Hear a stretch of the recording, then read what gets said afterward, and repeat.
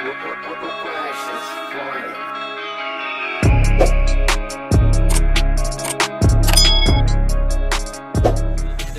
day. We here, we back. This is straightforward. As always, we got the weekly power rankings, upsets of the week. We gonna dip into the NBA a little bit, talking about who we got as a favorite. So far, right now, we are in the preseason of the NBA. The season's finna kick off real soon. I believe it's about 13, 14 days left until the season start. We're gonna talk about this Kyrie Irving situation. Then on top of that, we got two players that got released earlier this week. Stefan, Gilmore, Jalen Smith. We gonna dip into those situations, and then also on top of that, should the Seattle Seahawks sign Cam Newton? But first off, as always, you know at the top of the show, power rankings. Coming in at number 10, I got Green Bay. This team is riding a 3-game winning streak. 6th in total defense, 8th against the pass. It has a solid offense that's getting everything done when it needs to be done. 10, Green Bay. Number 9, I got Dallas. This team right here is 3rd in total offense, 2nd in the rush. This is one of the best offenses in the league. It was hard for me to put them in there. Knowing that I live in Dallas, all these Dallas fans tell me, when we going to make your top 10? Well, you're finally here. Got you at number 9. Number 8, I got Baltimore. This team right here is 4th in total offense, 3rd in the rush. The defense has declined and honestly been a disappointment from what we expected this season, but they have been dealing with injuries. And at the end of the day, they still have one of the best quarterbacks in the league in Lamar Jackson. As long as they have Lamar Jackson, I have wholehearted belief in them doing anything in this league. Coming in number 7, got the Los Angeles Chargers. This is one of the most explosive offenses in the league, 6th in passing with the top 10 total defense. They just knocked off the Raiders Monday night. It put us all on notice. 2nd week in a row, knocking off a top-tier offense. Number, what was that, 6? That was 7. So coming in number 6, I got the Browns. This is the best rushing attack in the league. My only issue with the Browns right now, coming off a win against Minnesota, only winning 14-7, this is my thing. I feel like Cleveland plays around with their food too much. That's going to ultimately, if they don't fix this problem soon, this will ultimately hurt them in the future. But going number 5, I got the Kansas City Chiefs. This team right here, 2nd in total offense, hanging 42 on people easily. This team right here can put up numbers with the best of them, probably the best to put up numbers. The only knock on the Chiefs is the defense. Coming in number 4, I got Tampa. Team right here is number 1 in passing offense. Secondary is definitely a problem, and it showed against New England Sunday night. I was almost correct on my upset of the week, but like I said, the secondary is just about completely depleted. Carlton Davis has been put on IR a couple days ago. We got Jamel Dean, who missed the game this past Sunday night, and Sean Murphy-Button was also out. They rolled in Pierre Desir and Richard Sherman, and it showed that they are pretty much down and out at that secondary position. Number 3, I got the Rams. This team, I believe, had a bad game against Arizona. They picked it up. They picked up where they left off from week 2, or was it week 3 when they beat Tampa when they played against Seattle a couple nights ago. They got the job done.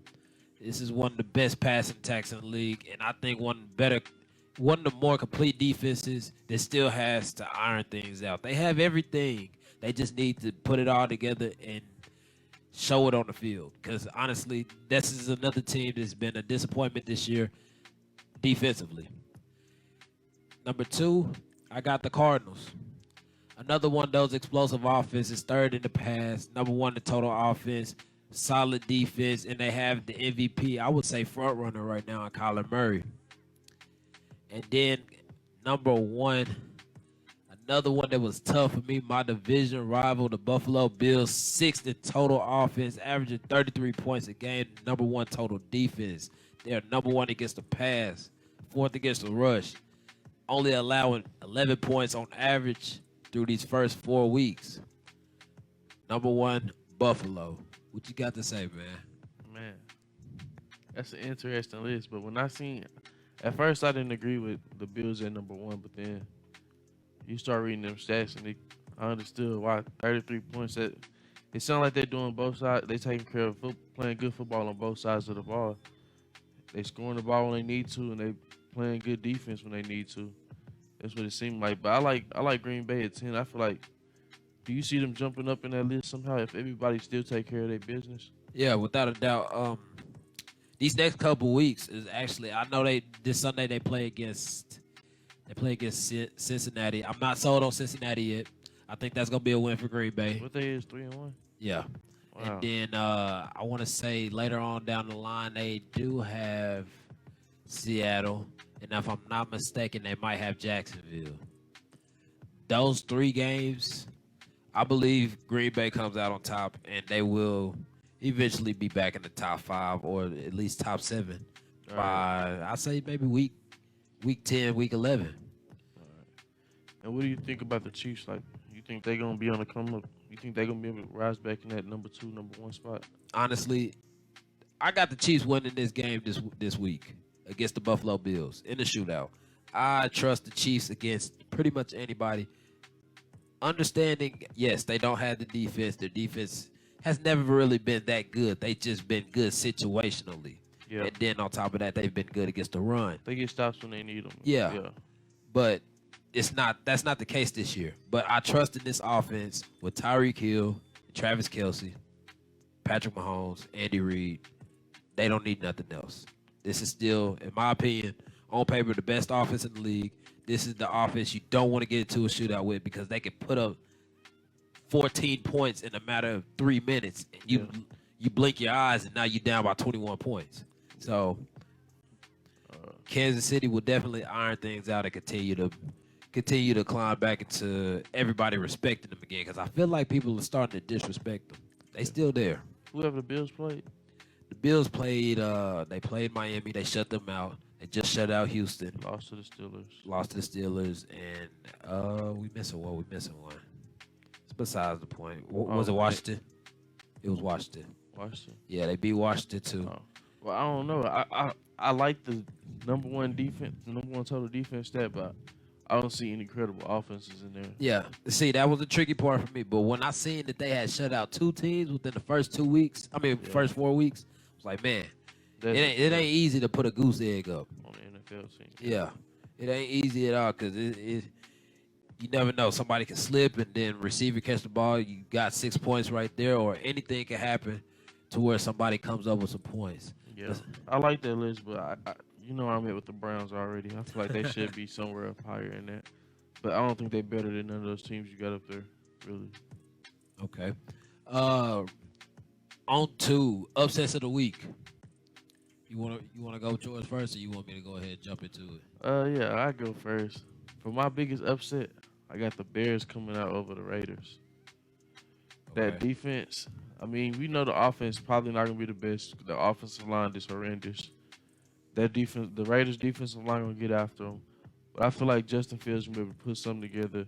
Now that he got some clarity, knowing that he's a starting quarterback for the Chicago Bears.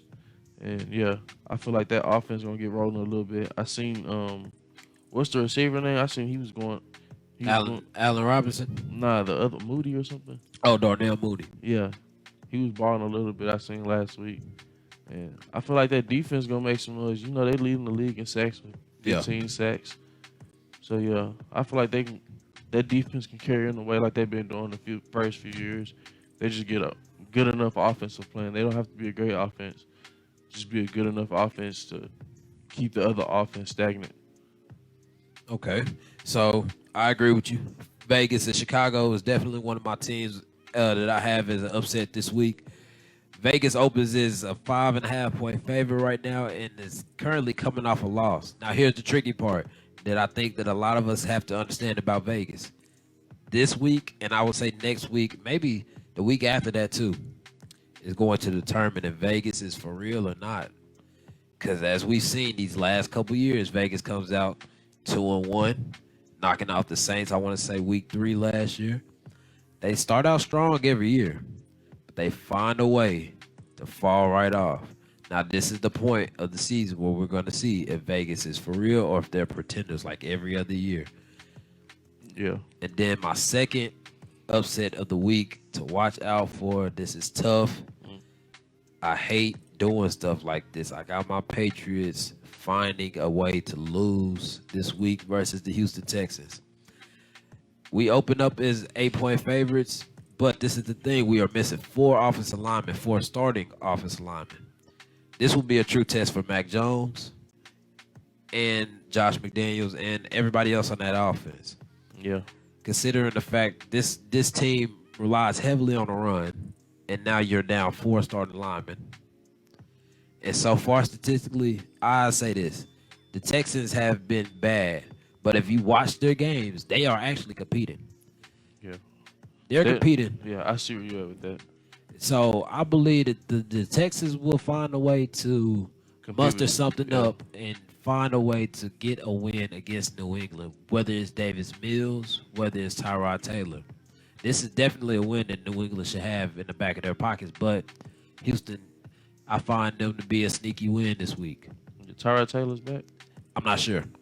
I'm not sure at all. But NBA preseason favorites, who you got? Man, I'm going to just take the safe pick and go with the LA Lakers. I don't feel like you can go wrong on that, and I don't feel like there's another right answer. You see the roster the Lakers done built. It's stacked with talent from top to bottom. And then you led by the best player ever in LeBron James and possibly, well, undebatably the best leader ever, LeBron James. Then you got complementary pieces like Carmelo Anthony, who can come off the bench if necessary. And you got Russell Westbrook leading point, and you got one of the best bigs in the league, Anthony Davis. So it's like where there is holes, they have been filled. Where there were holes, they have been filled. That's in my opinion. I can agree. I got 2. I'm going to go with the Nets, and I'm going to go with, like you said, the Lakers. Starting off with the Lakers, like you said, LeBron, Anthony Davis, Carmelo. You got Russell Westbrook. This team has size. They have the athleticism. They got the experience. They got solid defenders. The only question mark is shooting. Now, my thing with this, I feel like their shooting is good enough to propel them past a lot of teams. Obviously, LeBron shot 36 from the field last year. From the 3. And Russell Westbrook shot 31% from the 3. That's not bad, but it isn't good. Now, most shooters shoot 40 and up. Check this out. Carmelo shot 41% from the 3 last year. Kent Bazemore shot 40% from the 3 last year. Malik Monk shot 40% from the 3 last year. Those are 3 shooters right there that they added over this offseason. Kendrick Nunn, he has a nice jump shot. There's plenty of people out there that's going to come in and fill in, do the right thing that they need to get done to win these games. Yeah. You bring in Rajon Rondo, possibly another coach on the bench that can play, that can get subbed into the game. And Rondo looked good the last time he was with the Lakers. So that number 1 pick, I say the Lakers, and then going with my second pick, obviously Brooklyn. I'm not one of those dudes that's finna sit here and try to say, oh, well, Phoenix is going to be back and try to give you a sleeper pick. None of that, no. I'm going to call it how it is. Yeah. Those teams aren't that good. Phoenix, not that good. The Clippers, they might be in contention, but they're not that good. The Jazz, not that good. You go down the list, we go to the Eastern Conference. The Hawks, the Heat? No. Sixers? No. Blazers? No. They're not good enough. They're not matching up with Kyrie. And you know what? Honestly, this is going to roll into the next topic soon. But I don't think the Nets need Kyrie Irving. No. To beat the Lakers, I feel like they do. But to get to the finals, to get to the finals, to be a contender like they were last year, obviously they got knocked down in the second round. But when we seen all 3 of them, they were on the verge of what looked like they was going to sweep the eventual NBA champions this year. Yeah, and being that they brought Patty Mills in, they definitely, if Kyrie's not there, he can step in. I mean, you don't need all of them to score 30 points because now you got 90 points between 3 guys. Unless you're scoring 150 a game, you disenchanting other players on the team. So 2 superstars would be great along with that supporting cast they have. They probably still can go to the finals and maybe even have a possibility to win because, like I said, it's all about you being on that right roll when you get there. And I love the fact that in Brooklyn, they have embraced the narrative of bringing in players where you can't double or you will pay the price. You bring in Paul Millsap, he can stretch the floor. Blake Griffin, obviously not the best shooter, but he can knock down some jump shots. You bring in LaMarcus Aldridge, I believe, is coming back this season. Another big that can create some space for Kevin Durant. Get out the way. Let Kevin Durant work. Let James Harden work. If you help over, you gonna pay the price. It's just that simple. And what I was saying also, like with Golden State and just like Brooklyn, because of the injuries, it allowed a lot of their young kids to grow up even faster because they had to play prime time.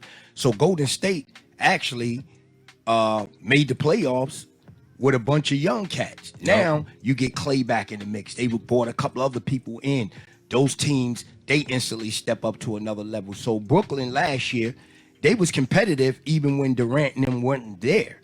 So more than anything, Durant and them need to come in and fit in now and make the whole team better as a whole. Because if they come in with that ISO and the 3-man ball playing and all that, teams got a way of being able to beat you. They lost last year, at the end of the day. So they got to come in with a different mindset because they got a lot of ball players on that team, and all three of them can't average 30 points a game. Yeah. So do you think Kyrie should get traded? I think he shouldn't be signed long term. I'll tell you that because his mindset.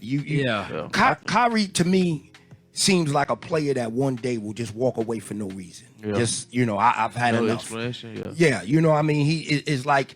He know he's good at basketball. Is his love for basketball the same as a lot? I don't think it is. I just think that he's one of them cats that just know he can ball. He's out there putting a show on. But then I think he's dealing with mental issues. I think it's kind of mental as much as anything else. I think his mindset is. Yeah, I was gonna say that. I feel like he can. I would trade him definitely if I'm the Nets.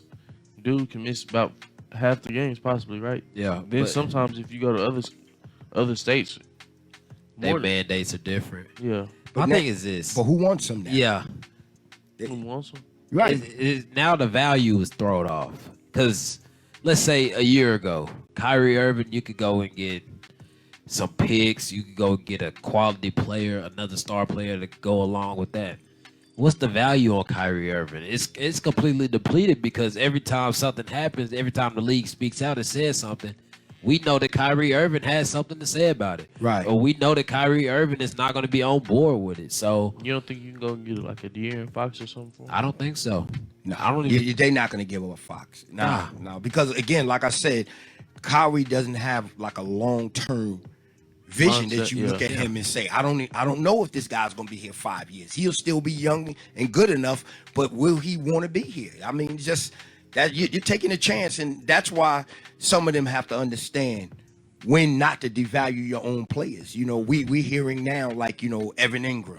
You almost at a point you got to give Evan Ingram away because he's been hurt so much. And, who's really gonna give you a first-round pick for him now? Nobody. Right. Because you steady seeing them go down. Right. His value is steady going dropping balls that he should be catching.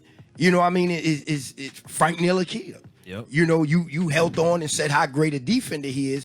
In the end, you let the guy walk for nothing. It's kind of like with the Ben Simmons situation. Far as I want to say, was it? Not Washington. It was Houston that offered James Harden. Was it James Harden for Ben Simmons? I believe that was a trade straight up initially. Yeah. And the Sixers declined it. Now look at it.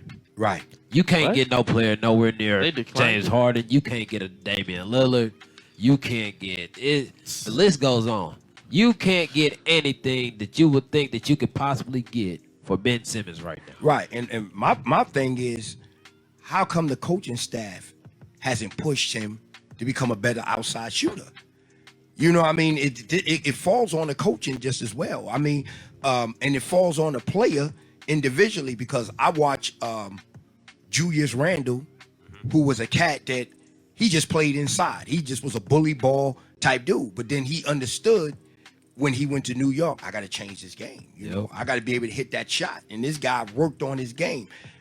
Ben Simmons at his size should be able to shoot over anybody from 15. He don't even have to have a 3-point shot. Just a 15 to 20 footer. Yeah. He would be unstoppable because he can get to the basket. But why haven't you got that boy in that gym and worked on that game?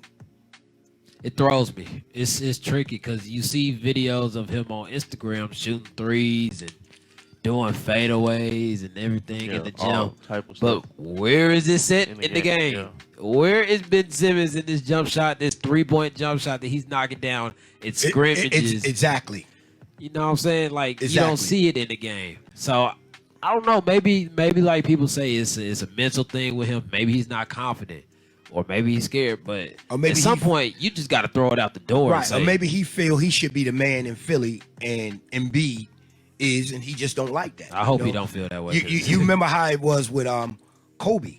You know, at one time, you know, he pushed Shaq out of there because he needed to see that he can win as Kobe Bryant, because people would say, "Oh, you won a championship because you got Shaq," and his pride was like, "Well, Kobe was Michael Jordan when he came into the league. You know, his game was emulated and all that." And he looked and said, "Well, Mike won, and he didn't have a Shaq. He didn't have a dominating. I need to see if I can." So maybe Ben feels he should be the man on the team, and he's not trying to do. Maybe he's pushing his way out of there. If Ben feels that way, he needs to get that up out of him because he does not possess the Mamba mentality. No. And he's nowhere near Kobe. Don't he got a Kardashian?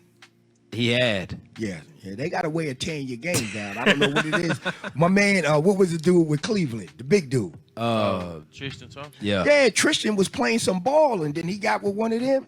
That Yeah. dude game just went down overnight. My man Lamar Odom, Man. he Fell was off of balling. Got one of them. Yo, he all on crack and all that. So, I mean, it's just, I don't know. Yeah. You remember Chris Humphries? Yeah, was balling. Who was with Kim, I think? Yeah, it was one of them. It Yeah. don't matter. As long as we know there was a Kardashian, it was one of them. Yeah. I mean, all these cats, you know, was balling. All right, so to touch on Kyrie's situation, like we said, Kyrie is still refusing to take the vaccine, as a lot of us are. Now, Kyrie could lose over $380,000 over his vaccine status. A game. So, game, but it's kind of like I'm not for sure if it's a enforcement game. of that. It's It's a a game. game. It's a game. Per game? Yeah, because Kyrie makes a lot of money. So when you break down each game of what he's paid, for him missing those games, which is kind of crazy, don't you think? Like, it only in LA and New York. If you want to do that whole every city has to be mandatory like that, because that's almost like discriminating. Yeah, and he continues to say he will do his own research, and the league states any player who elects not to comply with local vaccination mandates will not be paid for the games that they miss. So we are talking about Kyrie missing out on a lot of money. But honestly, if I was in the situation, well, what would you do? If I was Kyrie Irving? Yeah. I don't think I would just get the vaccine. I don't know, man. I don't trust it. I really don't. I don't trust it at all. I don't trust the people behind it. The vaccine is what it is the people that's behind it. Who's giving it to you? What's in it? You know, there's never been an explanation to what's in it. You know, I mean, there's certain things that there's people that's allergic to peanuts. Yeah. You know, when they go to a physician, they have to tell them, you know, I can't take this, I can't take that. What if that has some type of peanut-based oil into it? You just don't know. You need to know what you're being given, not just pushed on you. And I can't judge. I just know what I would do. You know what I mean? If I really believe in what I believe in, money ain't gonna matter. Yeah. You know what I'm saying? Because there's a lot of people that left this earth and they were rich. So that money don't go with you. You know, what you do on the earth is what goes with you. And if that's his belief, then I stand by him that don't do it. Be ready to retire. Because you don't need to just give him all your money. Be ready to retire. Just, you know, tell him to tear up your contract, because this is not what you believe in. Yeah. You know, at the end of the day, you can't lock a Muslim up and force him to eat pork chops. Yeah. I feel like if you're not gonna do it, just stop playing at this point. Right. You know what I'm saying? I mean, just sit down. You know, the one I take my hat off to is Kaepernick. You know, he lost his career for what he believed in. Yeah. And It'll all come back. Like, in the end, Kaepernick is getting money again. He's just not playing. I don't know. I feel like he fumbled the bag. Like he was doing extra because he got the tryout. Yeah, he showed up late, wasn't it? Yeah. He showed up late. Because in the end, maybe he just really don't want to be there. Because how do you work for a system that pushed you out because of your beliefs, of your rights, of what's clearly happening? So you want to really go back and work for them? At the end of the day, He asked for the tryout. He got the tryout. Got some teams to come out, then change it, made him go somewhere else. They said that there was no way that he should have left that tryout without a job. Yeah. But he showed up late. He didn't care. That's the bottom line. If you care, hell, you here early. Yeah. You ain't got the same opportunities as Kaepernick, but you here early because that's your responsibility. My thing is this: maybe he doesn't have the love for the game anymore. Because Right. if he did, I would say, if he still loved the game of football, he would go to the CFL. There's other leagues. Right. He would go somewhere else and play. If it's really just about the people that's of status in the NFL, the Roger Goodells and people like that. If it's really about that, he would go to the CFL and go play somewhere like that. But he's not doing any. Hopefully he anything. becomes a civil rights person that because we need that next group of young men, which I think LeBron is going to eventually, when he get out of sports, he'll take his role into that because we need that. Your young guys need someone to speak up for y'all because all the older ones that was there for us when we were young, that was able to push these civil rights movements around, they old and they dying. So who's going to be the one to speak for y'all when these situations happen? Yeah, I see what you're saying. Yeah. So again, sometimes money's not everything. You know what I mean? Because I'm sure that some of those civil rights people were offered money to turn their back on us. King, be quiet. Don't worry about that. You know what I'm saying? We'll take care because it was more money in keeping us the way we were than changing us to be better people. So, my man there, he say he'll take the shot. He don't know what's in it. He just, I'll drink it. Nah, man, your belief got to be greater than money. Believe me, because otherwise you'll find yourself doing things that you'll be ashamed about years later. You know what I'm saying? You wouldn't get the vaccine just because it's handicapping you from doing certain things. Well, like say you want to travel, but you got to get the vaccine. You wouldn't. I just don't need to travel. If I don't believe in what this is about, I'm just not going to travel. At the end of the day, Khary don't have to work no more in his life. He can set up his own compound somewhere and got everything he need. He can make a Michael Jackson amusement park if he feels that way. He don't have to really even deal with that. Your beliefs have to be greater than your desire for money and traveling and all that, because if not, again, you turn around and regret it. I'm telling you, I know a lady personally that has gotten the shots and she has more physical problems since she's gotten those shots. So you got to make sure what's in it is not going to affect you as much as help you. Yeah. Because I had a brother that got the shot and he got COVID again. Yeah, I ain't understand that. And I done seen somebody died and they had the vaccine. Right. Like, you would think that, okay, if you're getting the vaccine, at least you're immune to it now. Right. But then you still vulnerable and you still can die just like everybody else that don't. Right. And there's people like myself that didn't and never been sick. Yeah, I ain't never even got it. I'm not vaccinated either. So I have to be sure about what I'm doing before I feel comfortable. You cannot tell me. That's like your friend telling you, yo, sniff a little bit of this cocaine. It'll make you play better. This will make you, and that's what happened to a lot of athletes back then. Look at Len Bias. He could have been the next Michael Jordan. Yeah. This dude go to his party, signing with Boston, and sniff coke and blew his heart out. So you got to be careful what people give you. It don't necessarily have to be right. Yeah. All right. Next, we got Stefan Gilmore was released by the Patriots earlier this week. Well, initially released and then later traded to the Carolina Panthers for a 6th-round pick.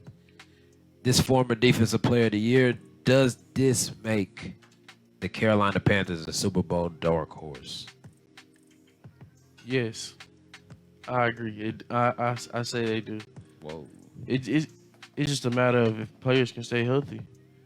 I mean, think about how loaded that secondary is. They got Stefan Gilmore, Okay. Dante Jackson, he Okay. young still.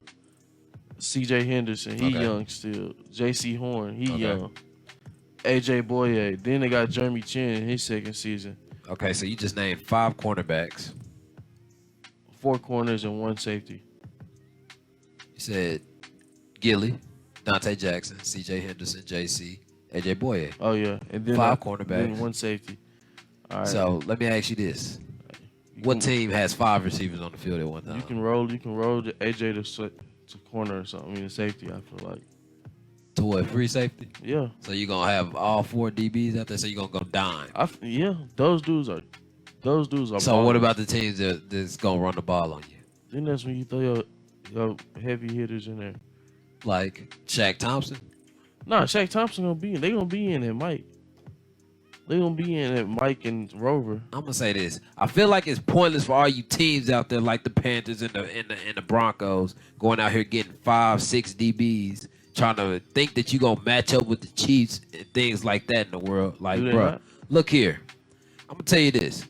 I don't care how many DBs you got. That's not gonna win you the game. 3 is enough. Because you're not finna sit there and run dime and nickel the entire game. Because when you do that, you're getting the ball ran all over you. Teams are gonna adjust. And then a cornerback, I just feel like a cornerback really doesn't make you a Super Bowl contender. Like, first off, let's say this. This man missed 5 games last year and hasn't played yet this season. Yeah. He felt like he deserved to be paid as one of the top corners when he's not a top 5 corner anymore. He's not what he used to be. Let's just say that. You don't think when he's playing he is? He's not top 5. J. Ram, Tre'Davious, Jair, Tre'Davious, Marlon. Yeah. Okay, maybe him. Right on 5. All right. Right on 5. But like I said, I don't. And then on top of that, I don't think that he's not Gilly Island no more. He's not that DB that you say, okay, you're guarding him. Don't worry about nothing else this game besides him, and he better not touch the ball at all. You don't think he is? Not anymore. Man's 31. Man. And I'm glad that Bill chose not to pay him, as we see Bill do countless times. Richard Seymour, Willie McGinnis, Ty Law, Lawyer Malloy. I think I said Richard Seymour already. Yeah. You got rid of Chandler Jones before it was too late. You got rid of Jamie Collins before it was too late. Look, these players are phenomenal players, don't get me wrong. But these players aren't the difference makers. The difference makers are the quarterbacks, the receivers, the Randy Mosses, like I said, the quarterbacks, and then you get them edge rushers, those once-in-a-lifetime edge rushers. Don't get me wrong, Chandler Jones is a hell of an edge rusher. But he's no game breaker like Lawrence Taylor, Von Miller in the years that they won that Super Bowl. Yeah. But you got to think. Gilly's going to be the best player on that defense, right? Okay. So if they get their best player on that defense, get to be healthy, then they got a problem because they got the best player on offense.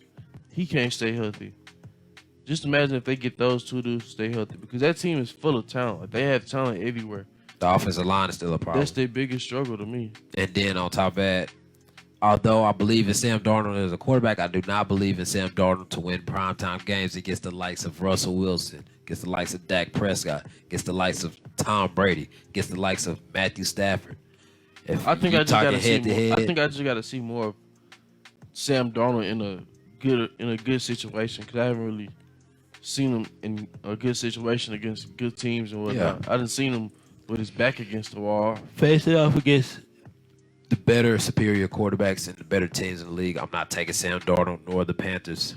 So do you think he's like a lower tier quarterback? A lower tier good quarterback, let's say that. He's in that 15 range? Yeah, between 15 20. Well, I say 13 to 20. That'll work. And last but not least, should Seattle sign Cam? Man, I'm going to say yes. You got to think about what Camden brings to the table. He is an ignite. He's ignition. And at this point, we got our quarterback out for a month or 6 to 8 weeks, and that can be demoralizing a little bit. We have no leader on the offense now. And you know Cam Newton, he's that type of guy who can come in and lead the offense just like that. I don't know if he's gonna lead us in the game, but I know he'll be that vocal leader that we need, that vocal presence that we need. I don't know if Geno Smith can get the job done because we haven't seen Geno Smith since he was with the Jets. And that's it's been a while since he's had a job where he was just playing week in and week out. Yeah. I'm 50-50, but if I had to give an answer, I'll probably say no for the simple fact, this offense in Seattle, you need them to fire the ball down the field to be effective. Yeah. I don't think that Cam has that in his bag to consistently throw down the field accurately, and put it on the money. And I think Geno looked fine Thursday night against the Rams. Obviously, they didn't game plan for Geno, so Geno got the looks that he wanted. But I believe that Geno can get it done. And talking about Cam, he played 15 games last year. He went 7-8, 8 touchdowns, 10 picks. I believe 10 rushing touchdowns also on the season. My opinion, look, let's just say this, and there's no way to beat around it. Cam deserves a fair opportunity, and he hasn't been given that yet. Yeah. It's obvious. Now, Washington seems to have figured out their quarterback situation. Cool. Seattle, I'd love to see you pick him up. Do I think it'll work? No. But Cam 100% deserves a fair opportunity somewhere. All right. Well, what about the Steelers? Possibly. Struggling. But they already said they're not going to release him. I mean, they're not going to bench Big Ben.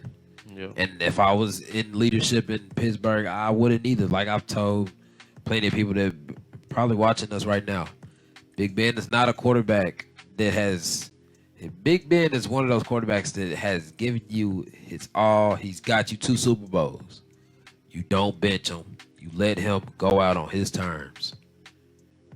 You got to let Ben go out on his terms, no matter how bad it gets. I feel like if the season is this young, you can't just throw the season away like that. Like playing Ben Roethlisberger is basically throwing the season away to me.